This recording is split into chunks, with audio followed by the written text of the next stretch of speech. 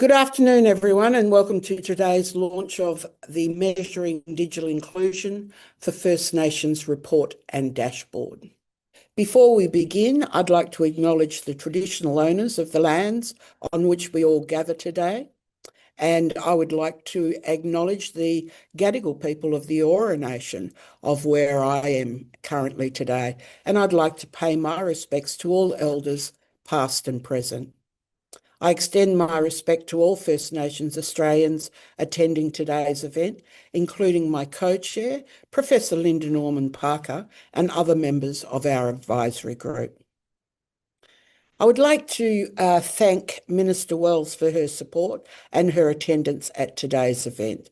It's great to have you here, Minister. I'm Dot West, a Noongar woman from the Henry and Davis families in the southwest of Western Australia. I've worked in the First Nations media and broadcasting sector for over 45 years. I'm your MC for today, and I'm representing the First Nations Digital Inclusion Advisory Group. The advisory group was established by the Australian Government 2 years ago to provide advice on how to achieve Target 17 of the National Agreement on Closing the Gap.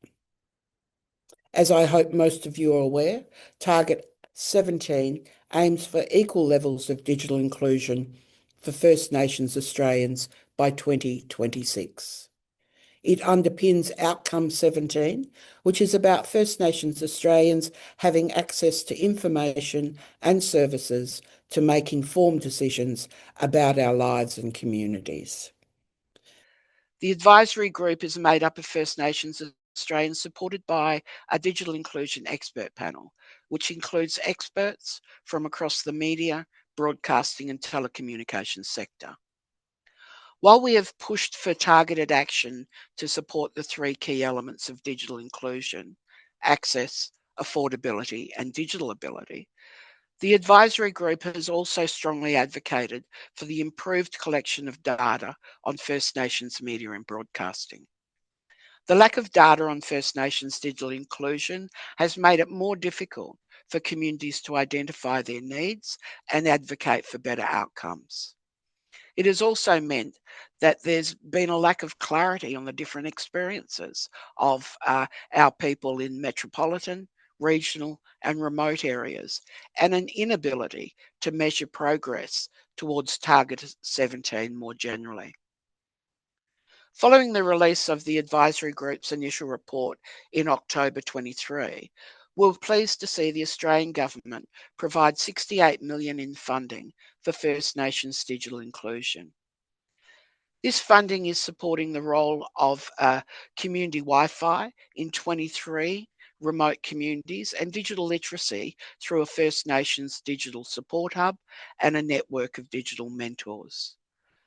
The funds are also helping to address the lack of data for Target 17 by supporting RMIT to expand its existing data collections of the Australian Digital Inclusion Index and the Mapping the Digital Gap report. We're pleased with the support we have received from states and territories and industry to progress the recommendations in the First Nations Digital Inclusion Roadmap, which we launched in December 24.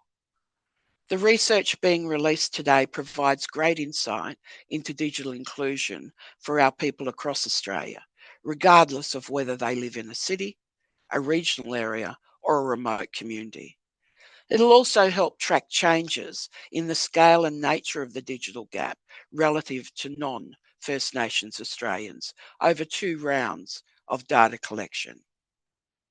It'll help us better target policy and investment in the future to make sure that no First Nations people gets left behind in this digital age. This is critical to enabling all Aboriginal and Torres Strait Islander people to enjoy the benefits of being online, including economic participation, social connectedness, and access to services and information. I would now like to invite the Honourable Anika Wells, the Minister for Communications, the Minister for Sport, to provide some remarks. Thank you very much, Dot, for the kind introduction, and good afternoon, everyone. not forgetting our Western Australian friends who are still in their morning, good morning to you. I'd like to acknowledge also the traditional owners of the land on which we're gathered. For me, it's Meandrin country, Turrbal people. Together we stand on the shoulders of 1,600 generations of First Nations people, and that is our shared history. I particularly want to acknowledge our MC and our co-chair of the First Nations Digital Inclusion Advisory Group, Dot West, and her fellow co-chair, Professor Lyndon Orman-Parker. Both Dot and Lyndon and the entire advisory group have been instrumental in guiding our action towards bridging the digital divide. And just 2 weeks ago, last week I think, we met to discuss our government's direction in this space, and you provided me with some very helpful guidance for me to be going on with. All Australians deserve to fully benefit from digital technologies, no matter where they live. And this government is committed to the principle of no one held back and no one left behind. So it is vital that we bridge the digital divide in this country. As part of the $68 million package to support First Nations digital inclusion, we commissioned the research that we're launching today, consistent with our commitment under Target 17 of closing the gap, and undertaken by Melbourne's RMIT University and the Swinburne University of Technology. The 3-year project is improving national data collection on First Nations digital inclusion. Data has been collected through more than 2,800 surveys from major cities, from regional towns, from remote communities across the country, in partnership with First Nations organisations. And so today, it is my pleasure to officially launch the Breakthrough National Data Collection Report and the public dashboard from the Measuring Digital Inclusion for First Nations Australians project. I'm proud that our government has already taken significant action in this space. We have invested $68 million in programs to support First Nations digital inclusion across the areas of access, affordability, and digital ability. And part of this investment is the Community Wi-Fi program. Through this program, the NBN community-wide Wi-Fi services have been provided to 23 remote First Nations communities. And in the community of Fitzroy Crossing in WA, residents have reported an increase in school attendance and a decrease in crime. In fact, this is anecdotally reported widely across those community Wi-Fi sites. So Gangan residents in Arnhem Land, Northern Territory, for the first time can now participate in their homeland's AGM virtually without having to drive 200 k's each way across rugged roads. And finally, as part of our investment in digital inclusion, $20 million was committed to a competitive grant program to provide free community Wi-Fi in more remote First Nations communities. So I'm proud to announce today that we're also going to fund free community Wi-Fi in an additional 52 remote First Nations communities that they are in the Northern Territory, in WA, in South Australia, in Queensland, and in Tasmania. I am incredibly proud of this program and the tangible difference that it is making in the lives of Australians. So thank you all for joining us today. Digital inclusion matters. This report demonstrates it, and our record in government stands as proof of it. Thank you, and back to you, Dot. Thank you, Minister Wells, for launching the report and your leadership with your communications portfolio. And it's wonderful to hear that we're going to get 52 more remote communities or First Nations communities online. So thank you. We'll now show a short video about this project. It features the First Nations Principal Research Fellow, Associate Professor Hon Loban, along with the Associate Professor Daniel Featherstone, to outline the project aims, methods and partnerships of the report. Hon is a Torres Strait Islander woman with family connections to Mobiag and Boigu. She has provided leadership in First Nations digital inclusion over many years, including as a member of the advisory group.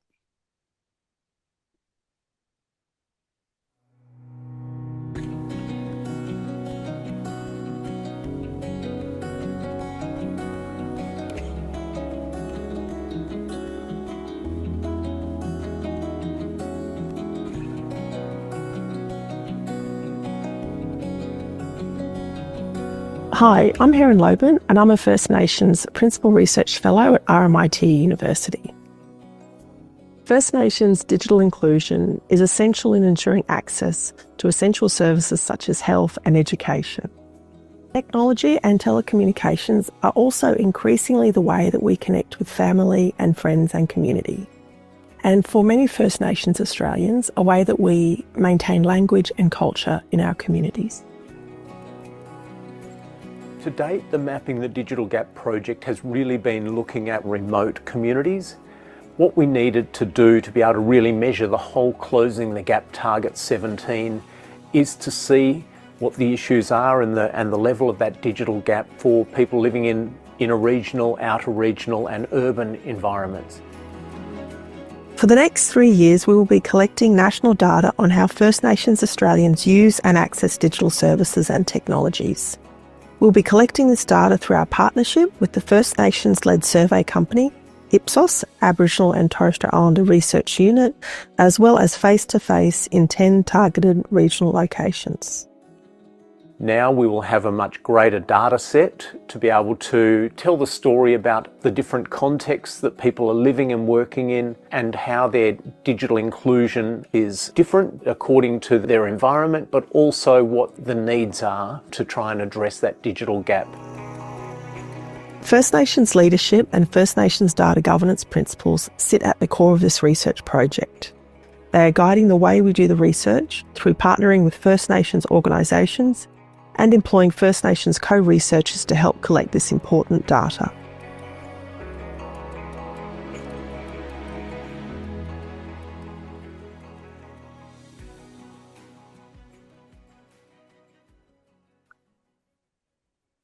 I would now like to take this opportunity to acknowledge some of the key people who have contributed to this project.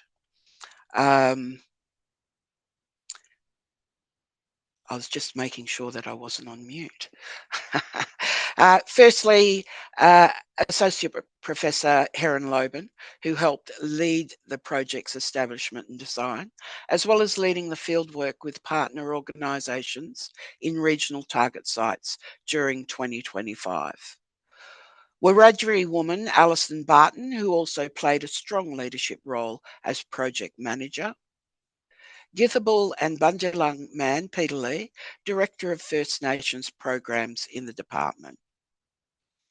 Now I'll invite Yasmin Johnson, who is part of the report writing team, to speak about why connectivity is so important to our people.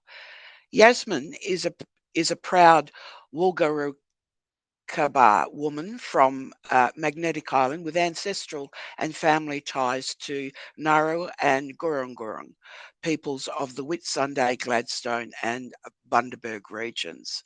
With over 20 years experience in the social services sector, Yasmin is recognised for her leadership in domestic and family violence reform, healing programs and First Nations research. Yasmin? Yaba everyone. Thank you, Arnie Dot, the Honourable Minister Wells and Associate Professor Hon Loban. Connectivity.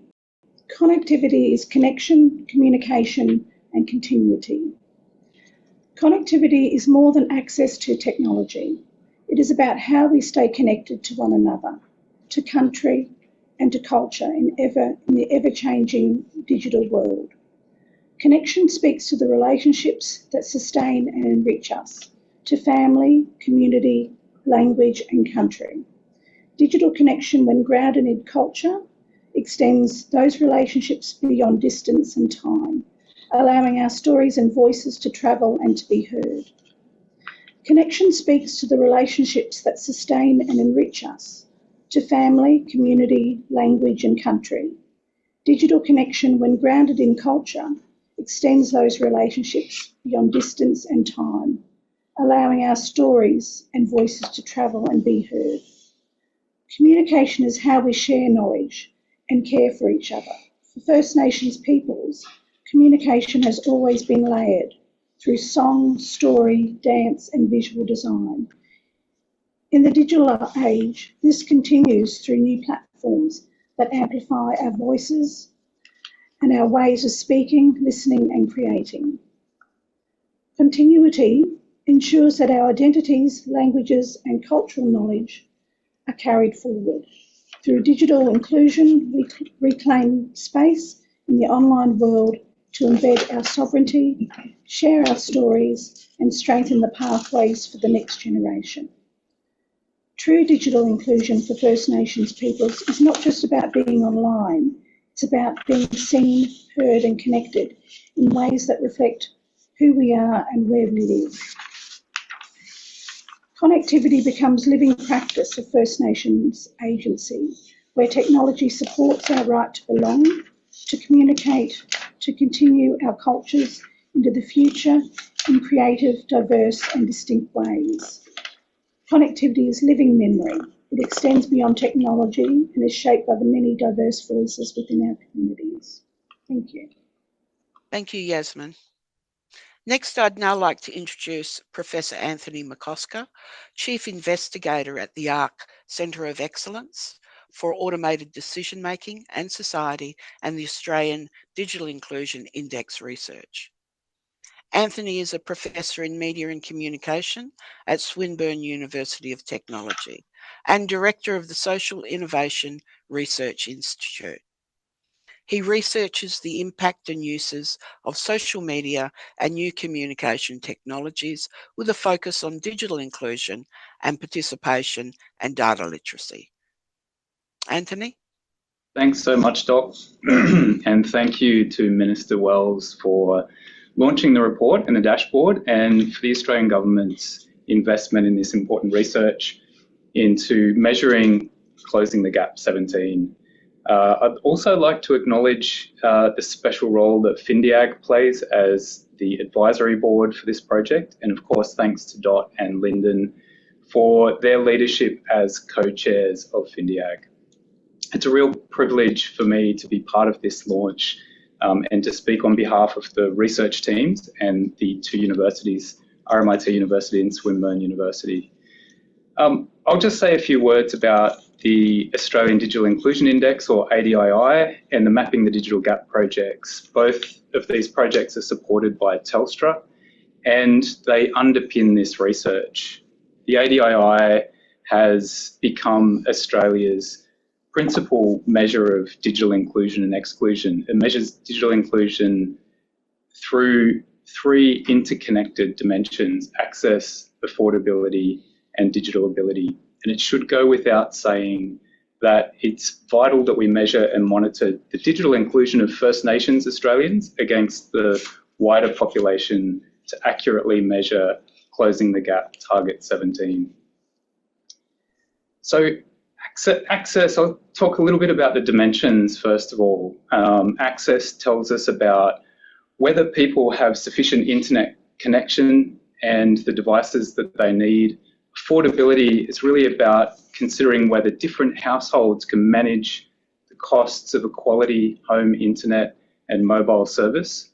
And digital ability asks about whether people have the skills and competence to benefit from their access to the internet. Now, as Dot explained, this project also collects data on First Nations use of media and information services to align with the indicators in outcome 17, and these are important for informing decision making but aren't part of the digital inclusion measure. The National First Nations Digital Inclusion Collection is a first of its kind study. What makes it stand out, what makes it special, but also what makes it challenging is the scale and diversity of participation that's been achieved in the survey, reaching people across very different regions and communities, and it's truly grounded in partnership and collaboration. The project builds on 4 years of work through the Mapping the Digital Gap project, which gathered First Nations data to extend the ADII and dashboard. And that research has led to the first measure of First Nations digital inclusion by remoteness and set up an important benchmark with the first Mapping the Digital Gap report published in 2023. The Mapping the Digital Gap research also has helped us to reshape how we measure affordability in the ADII, recognising the realities of large households, limited connectivity options in remote areas, and the preference for prepaid mobile over home broadband.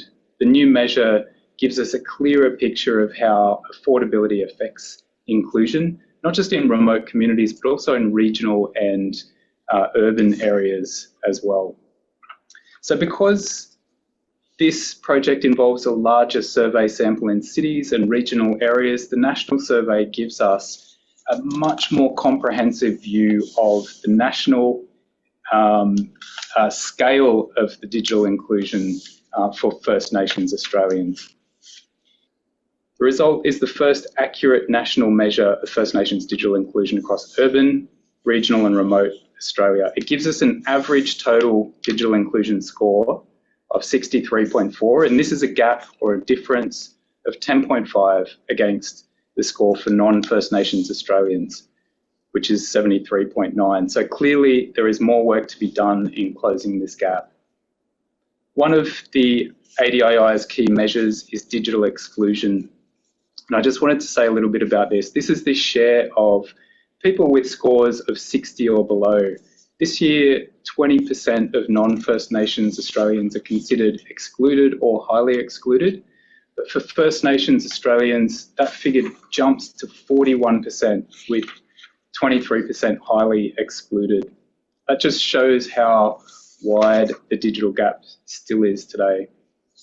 So I'm looking forward to hearing from Daniel Featherstone with his deeper dive into the findings soon. But finally from me, just some thanks. And I just want to re-emphasise the importance of partnerships in this work. So thank you to the Australian Government as funding partner for this project, along with partner organisations Ipsos Aboriginal and Torres Strait Islander Research Unit, and the partner organisations from the additional 10 regional sites that the team visited.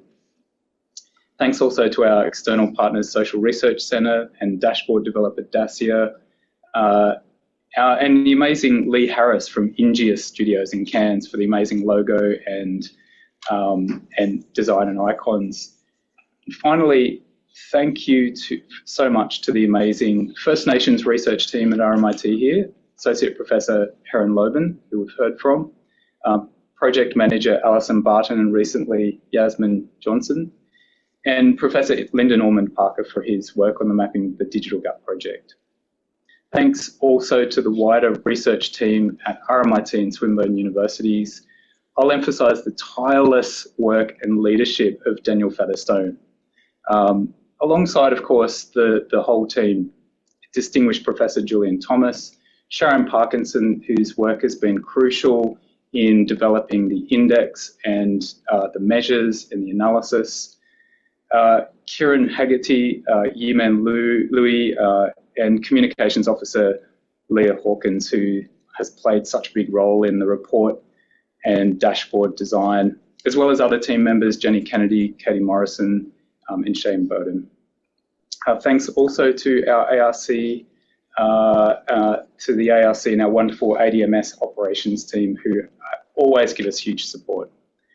Thanks, Dot. Thank you, Anthony. Now, Yasmin is going to rejoin us now to outline how First Nations leadership and Indigenous data governance have been embedded within this project. Great, thank you, Annie Dot. When we talk about data governance and digital inclusion, we're really talking about power and who holds it, who benefits from it, and who gets to decide how information is used to shape futures. That's why Indigenous governance and Priority Reform 4, shared access to data and information, are critical in the national conversation. For too long, data about Aboriginal Torres Strait Islander peoples have been collected for us rather than with us, and rarely by us. This approach has often left communities invisible in decision-making, unable to access or use the data directly that affects their lives. The Measuring Digital Inclusion for First Nations Australians project changes that dynamic. It embeds First Nations governance at every level, from research design and leadership through to community partnership and data access. The First Nations Digital Inclusion Advisory Group provides oversight and ensures cultural authority, accountability and relevance. This governance model ensures that data isn't just about First Nations peoples. It is guided by First Nations peoples. Equally, the project brings Priority Reform 4 of the National Agreement on Closing the Gap to life. The reform calls for shared access to data and information at regional and community levels, ensuring communities have the evidence they need to drive local solutions. The First Nations Digital Inclusion Dashboard does exactly that. The dashboard doesn't just present data and statistics, it returns knowledge back to communities, enabling them to analyse, plan and advocate. It provides evidence base for community-led digital inclusion planning, stronger investment cases to government and corporate partners, and targeted culturally grounded solutions shaped by local realities. When data is accessible, it becomes a tool for self-determination and community-driven development. It strengthens the ability of communities to identify needs, design responses, and measure success at their own terms. Indigenous governance ensures the right people are at the table, those who, with cultural authority, community trust, and deep knowledge. Priority Reform 4 ensures that right information is in the hands reliable, transparent, and locally relevant. Together they build the infrastructure of empowerment. They ensure that data is used ethically, equitably, and in ways that strengthen First Nation peoples' ability to lead their own digital futures. This is not just about collecting data, it's about returning power, knowledge, and decision-making to communities, ensuring digital inclusion becomes the foundation of self-determination, autonomy, opportunity, and lasting change. Thank you. Thanks, Jasmine. To speak more about the research, I'd like to invite Michael Barnes from IPSOS, Aboriginal and Torres Strait Islander Research Unit, to speak about the approach their team took to completing nearly 2,000 surveys across the country for this project. Michael is the Deputy Director of IPSOS, Aboriginal and Torres Strait Islander Research Unit.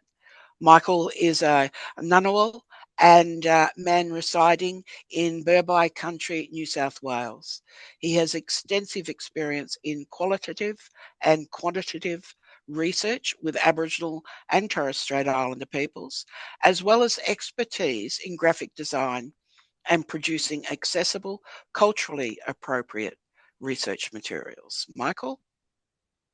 Thanks, Dot. Hi, everyone. I'm Michael Barnes. I'm a Ngunnawal man. I live in Burbi Country. Worked with IPSOS in the Aboriginal and Torres Strait Islander Research Unit since 2016, and I create and manage the IMOB panel for IPSOS. So for this project, we used a mixed method approach to the data collection. We trained 42 local researchers on the ground across Australia and had them collect voices from their local First Nations peoples face to face. Our local researchers managed to conduct 1,380 face-to-face interviews in just under 11 weeks. During that face-to-face fieldwork period, we ran into a few unforeseen issues, which included the environmental impacts such as the cyclones and flooding that were happening across Queensland and New South Wales, sorry business out in communities, and the personal health of the research team as well. We had two primary staff members that actually ended up being hospitalised within that 11-week fieldwork period. So it had a direct impact on our data collection, but our team demonstrated the power of strong networks and strive to succeed even with these challenges. We had to adapt quickly. We regrouped. We found ways to work around these challenges that we were facing from one week to the next. Thankfully, we were able to offer flexibility and ensure that we were being respectful of both the communities and people's personal issues out there happening on the ground. We had a further 638 interviews completed via our IMOB First Nations panel. That panel now has over 3,000 members. As with most of our research projects, we see higher participation from Aboriginal or Torres Strait Islander women. So the results, we had about roughly 60 to 70% being female respondents. We saw a great age spread though, so with roughly 50% under 40, 50% over 40. It was an amazing project to be a part of, and I was able to log in this morning and have a peek at the dashboard. It's great to see its accessibility and the potential that this data has to be utilised in a way that helps shape future positive change for our mob out there around Australia. So on behalf of Ipsos, I just want to say that we're honoured to be a part of this project, and we look forward to its progression. Thank you, and I'll pass back to Dot. Thanks, Michael. And, look, congratulations on humongous task for you and your team, and for the community groups out there in being able to collect all this data within this short space of time. It's really commendable. So now I want to turn to our last speaker, Dr. Daniel Featherstone, Principal Research Fellow at RMIT and part of the ARC Centre of Excellence for Automated Decision Making and Society. Since 2021, Daniel's been a lead researcher on the Telstra-funded Mapping the Digital Gap project in remote First Nations communities across Australia.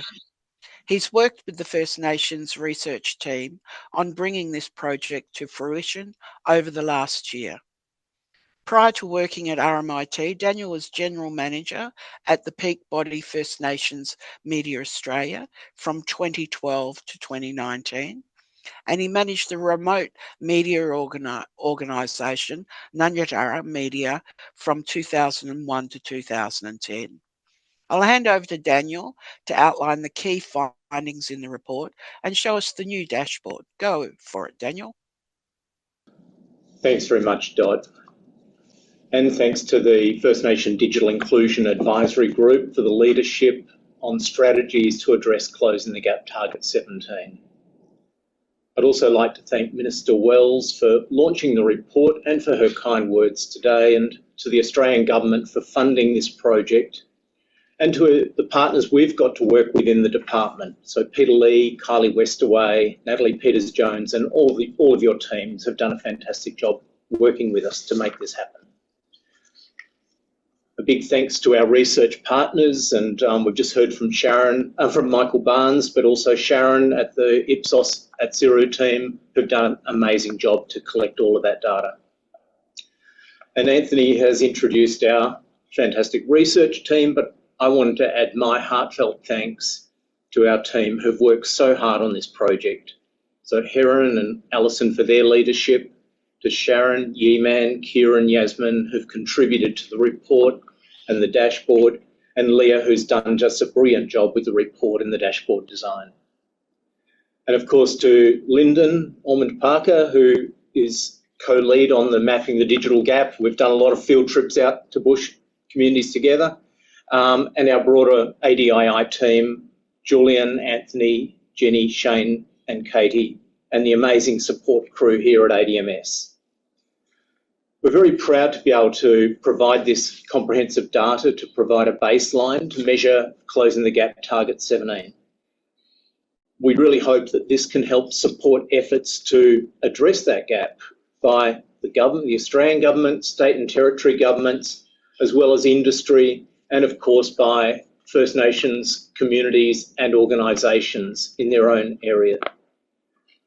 We may not reach that target by 2026, but at least we have a way of measuring it in the years to come, and we really hope that this work can contribute to the support, coordination and First Nations leadership to address that gap. In the report, we've pointed to some of the initiatives that are already underway, including in response to those recommendations from the advisory group. And it's great to hear about those 52 new communities that will come online with Wi-Fi in the coming year or two. The good news is that we are seeing some progress as a result of these initiatives, but there's a lot more that has to be done. I'll now share some of our additional findings from the research, as well as one of the case studies in the report. First Nations Australians are highly digitally engaged. Nationally, we found an average of 92% of First Nations Australians used the internet in the last week and 96% in the last 6 months. 96% own or share a mobile phone. There's high uses of social media, online banking, and online government services. 18 to 34-year-olds have very high levels of digital ability. In fact, they have a score 5 points above the non-First Nations average. However, and this is what we see in our research, this engagement is not spread evenly across the First Nations population. Digital inclusion varies widely among First Nations Australians based on where people live, their socio-economic and housing situation, age, education, health, and employment status. The digital gap that we'll talk about quite a bit relative to the non-First Nations average is particularly significant for elders 75 and over, a gap of 32.3. People excluded from the education system, people who speak a First Nations language at home, people on income support, and people with disability who have a rate of 17.1, double that of those without disability. And interestingly, First Nations males have a gap which is 5 points greater than for females. So there's some really interesting dynamics going on across all of those demographic groups, and we'll drill down into that more when I look at the dashboard with you in a short while.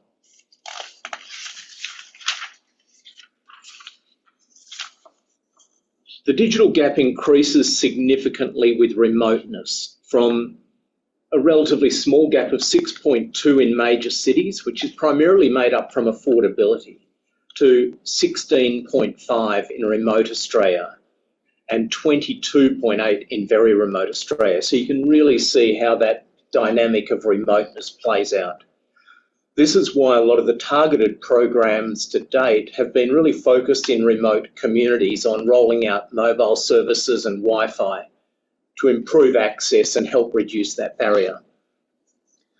The map clearly shows the impact of remoteness on digital inclusion, with large parts of Northern Territory, WA and South Australia having scores of 50 or less.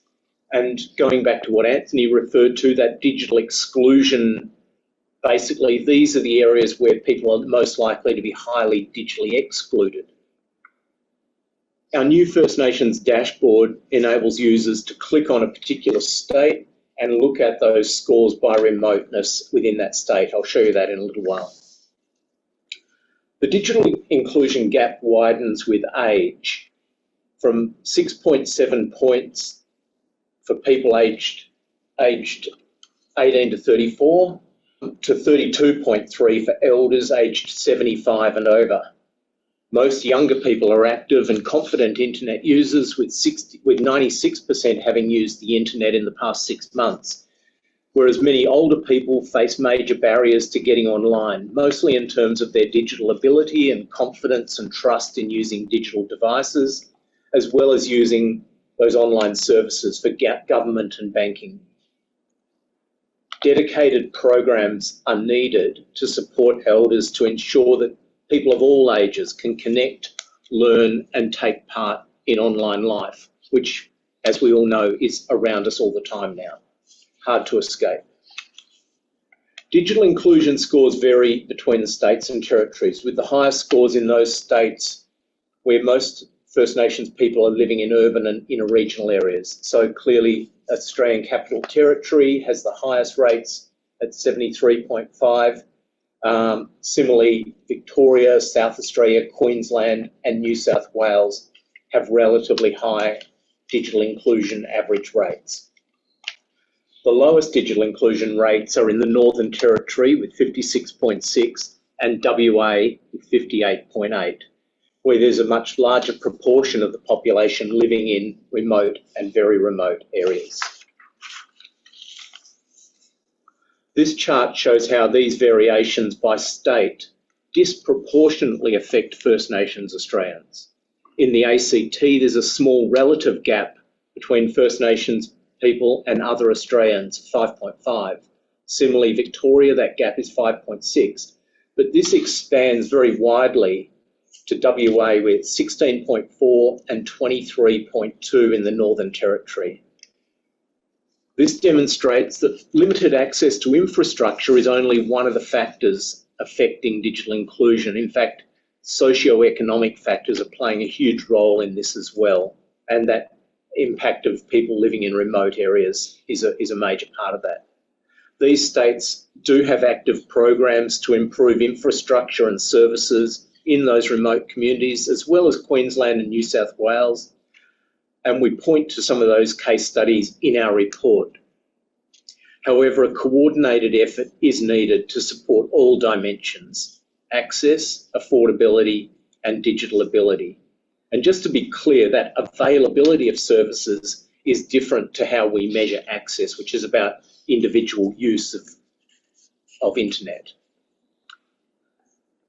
A key contributor to the low scores in both access and affordability is a high reliance on mobile phones as the only means of internet access, with 31% of First Nations households having no broadband connection. Our survey found that 25% of First Nations people are mobile-only internet users, compared with 9% for the non-First Nations population. While mobiles enable flexible use and are used in lots of day-to-day functions, they're limited in terms of the applications needed for learning, creating documents, many workplace tasks, design and creative tasks, filling in forms and using a lot of online services. There's also an impact from reliance on prepaid mobile, with 61% of those surveyed using prepaid rather than postpaid plans, more than double the non-First Nations rate. This means people are paying a higher rate for data and typically pay more per month while having less data to use. There may also be periods without access while people are waiting to recharge, limiting their access to critical services unless there's free Wi-Fi available, as is happening in more of our remote communities. But rather than showing more slides, let's jump into our new First Nations dashboard, which is now live, and I'll show you how to explore the data for yourselves. Dot's going to try and push me to hurry through this. I really want to get people to get a sense of how the dashboard works, so I'll just spend a few minutes, if that's okay, Dot? Yeah, I'm not pushing you at all, Daniel.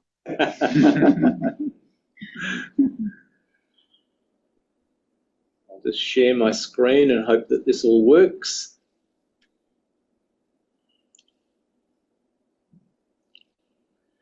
So welcome to our First Nations dashboard. The front page of the dashboard provides a national snapshot. You can click on one of the states and explore the data. Oh, get started again. You can explore the data by levels of remoteness. What I'm going to do is go down to this bottom corner, the zoom in, and see it full screen. And we can go and look at how different parts of the state, how they score compared with other parts of the state by remoteness. We do have further functionality coming where you'll be able to zoom in on Indigenous regions, but that's still a few weeks away. We'll let people know when that comes on board. We can also look at this data not only by the overall ADII score, but going across to our toggle menu, we can look at it by access or affordability or digital ability. So we can look at how those scores are varied according to affordability, for instance.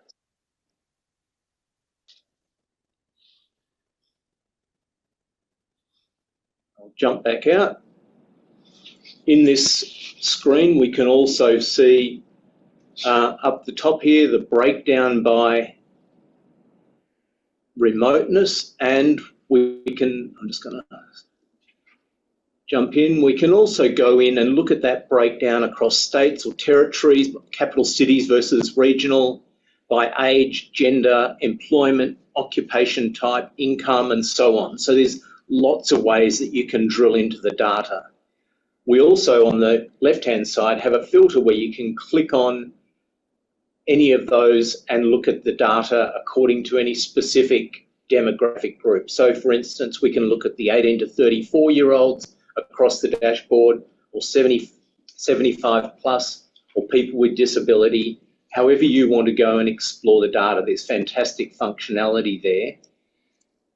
And Daniel, can I just say that I saw a few love hearts go up on the screen while you were showing the interactivity of this dashboard, as well as quite a few hands are clapping. So congratulations on this work. Now I'm going to push you. All right. So I'm going to quickly run through each of the pages just so you've got a sense of what is there to explore. So in the access, you can see up the top the score for the relative scores, but also you can click on that remoteness toggle and see how that looks different across remoteness for access as well. You can see regularity of internet use, so you can explore how that looks across the different remoteness, again, how that varies. Down the bottom, you can see how people are using different devices to make phone calls, so we can click on mobile or public phone. We can look at type of home internet connection and so on. So there's some fantastic functionality. With affordability, similarly, you can see the top number, but you can also go and look at what's called our relative affordability score, which is basically what percentage of household income is used to pay for mobile and internet services. Now that is about 7% of household income on average, compared with 4.4 for national. If you want to find out any information about each of the tiles, you can go on the little question mark in the top right and see how that's been worked out. We can look at prepaid versus postpaid usage, internet costs, and internet service choice. In digital ability, we can explore not only the ways that digital ability changes across the different dimensions by remoteness, as age and so on, but up the top here we have what's called a digital ability snapshot. So you can see the 6 skill areas that we use to make up that digital ability score. They're operational basic, advanced, information search, so that's your navigation, social skills, so social media use, creative skills, and smart technologies. One of my favourites is this media use page, where we can see the sources of media and information, including emergency information. We can also look at the ways people are using TV and media content and the types of devices they're using. So some great bits to explore for our media First Nations media team out there to go and look at how people are using their services. Okay. Another one around internet use and one around remote communities. So I'll leave it there. We'll be talking more about remote communities in our Mapping the Digital Gap launch. So thank you for bearing with me, Dot, and I'll just quickly do a wrap up of next steps before we jump to our Q&A, if that's okay.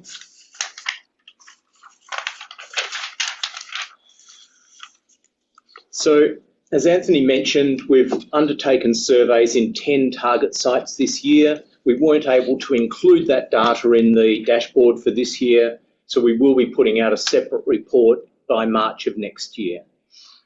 We will also be adding those 10 sites to the full data collection for our 2027 index and dashboard. So we'll have a more comprehensive data set to draw on. Building on this year's baseline, we want to be able to track how those changes happen over time and the impact of all of these programs that are being put in place. And now that the dashboard is live, we welcome any feedback that people have in using it, and we'll endeavour to make any minor upgrades to the dashboard before our March report. We're continuing on phase 2 of the Mapping the Digital Gap project over the next 2 years, and we'll continue to have more of those place-based case studies and individual reports and digital inclusion plans for each community.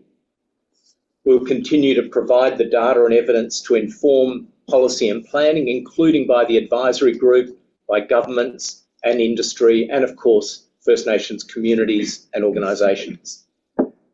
And we aim to be able to monitor how these new technologies, such as generative AI, automated systems, media and broadcasting programs, and infrastructure programs are impacting on digital inclusion. We want this research to not only measure Target 17, but contribute to closing the digital gap. Thanks for bearing with me, Dot, and back to you. Okay, thanks, Daniel, for that. And, you know, certainly congratulations to you and to the whole team for being able to collect this data in, you know, what was it? It was last year that we had the budget measure to be able to increase data collection for First Nations people. And what have we got? We've got the first report. So certainly congratulations on a huge effort by everyone. I just wanted to say that. I'd also like to thank our speakers for today. Minister Wells, most definitely. Thank you, Minister, for joining us. Anthony, Michael, Daniel, and Yasmin. And if you've got any questions, we've got a little bit of time to pose some questions to the speakers. But first, while you're working that out, I've got a couple to get us going. And that is, were there any surprises in the research released today? Yasmin, did you have any surprises? I've looked at the data for too long now. I guess for me, and you know, I've only been part of the project for a small period of time, was the innovation and the governance and the leadership that many of the Aboriginal communities are taking on board to address some of the challenges in digital exclusion. And so that's been wonderful to see and report and view in the community reports and the community interviews that have been undertaken. So that was quite surprising. Well, not quite surprising, because we know in our communities that we are leaders and we are creators of change in a very positive way for our communities. So it was really good to see that and highlight that, and you know, within the national report. Okay. Any surprises for anyone else? I guess the gender gap was an interesting one for me. Like in the ADII, we see a gap where males have a higher digital inclusion rate, and for First Nations, it's the opposite. We have a 5-point difference for females above males in terms of their digital inclusion rates. So that's an interesting one. Was that surprising, Daniel? Okay. It's not surprising when I know the communities that we visit, and knowing that women are invariably the ones managing a lot of the business online. They're more active in social media, but it certainly is different to what the national trend is. So it's a point of difference that we don't see elsewhere. And Anthony? Yeah, I think I'm not sure if this is a surprise, but the shift in digital abilities is interesting, because it maps a little bit to the national ADII findings as well, and we have seen improvement in digital ability. And I think, to me, that's one of those areas. This is one of those areas where we do see so much activity happening, and so much ownership and control of the pathways around learning. And this is something that I think Yasmin has lots of insight and case studies around and knowledge about. So that I think is a really interesting finding, and something that is really, it's fantastic that we're able to map and monitor that change, and we'll see what happens with new technologies as they're introduced, with generative AI and new services and systems as well. Okay. Now I've got a question here from Camellia. Thanks for this amazing discussion. Did you collect qualitative data as well? If you did, could you quickly talk about what were the key findings? Thank you. This project is different to what we do in the Mapping the Digital Gap project, where we do both surveys and interviews with the local stakeholders, community leaders, and we get a lot more of that qualitative data. So do go and visit some of the Mapping the Digital Gap reports that we've done, and we'll have a launch of our 2025 report on the 3rd of December, so check that out. That gives us much more of those case studies of, what the impact of these Wi-Fi services are and how communities are driving their own digital inclusion plans. We do individual community reports, so we put a lot of effort into analysing all of those stories that we hear from community.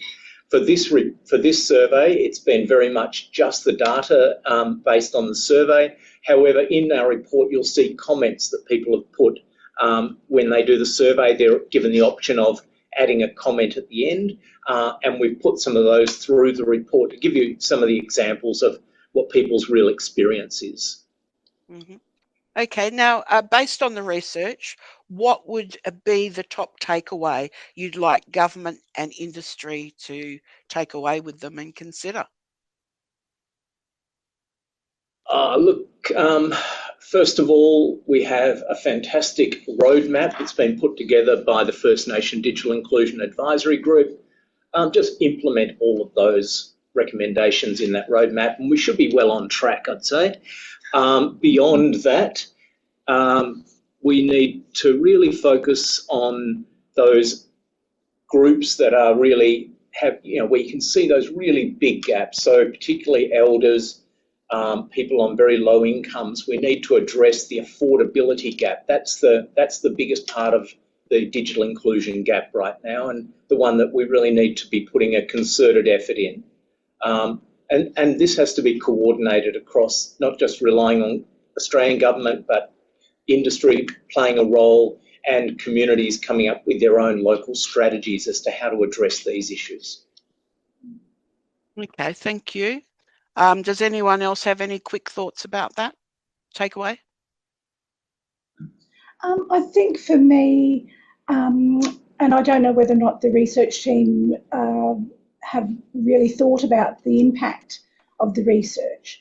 And I know that the research was only about the quantitative data, but there's so much richness in the qualitative data, in the development of the case studies, in the methodology and the approach taken by the First Nations research team and everyone involved.